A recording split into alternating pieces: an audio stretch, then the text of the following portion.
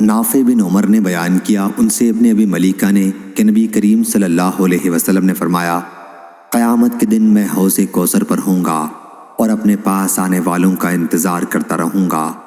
پھر حوض کوثر پر کچھ لوگوں کو مجھ تک پہنچنے سے پہلے ہی گرفتار کر لیا جائے گا، تو میں کہوں گا کہ یہ تو میری امت کے لوگ ہیں۔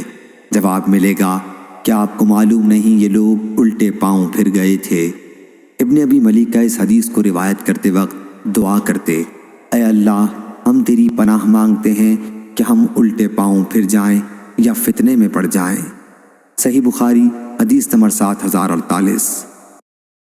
عبداللہ بن مسعود رضی اللہ عنہ نے بیان کیا کہ نبی کریم صلی اللہ علیہ وسلم نے فرمایا، میں حوض کوثر پر تم لوگوں کا پیش خیمہ ہوں گا اور تم میں سے کچھ لوگ میری طرف آئیں گے۔ جب میں انہیں حوض کا پانی دینے کے لیے جھکوں گا تو انہیں میرے سامنے سے کھینچ لیا جائے گا۔ میں کہوں گا، اے میرے رب، یہ تو میری امت کے لوگ ہیں۔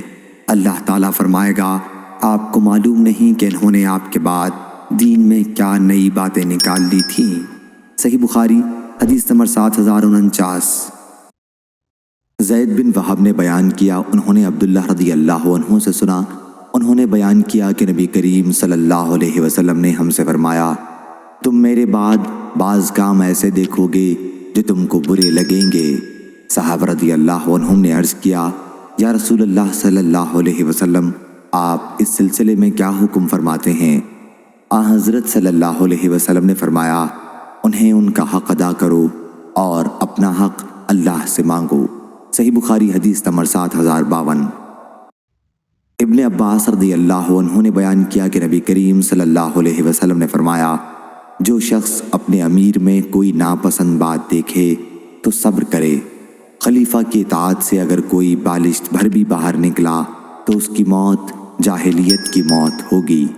صحیح بخاری حدیث نمبر 7053۔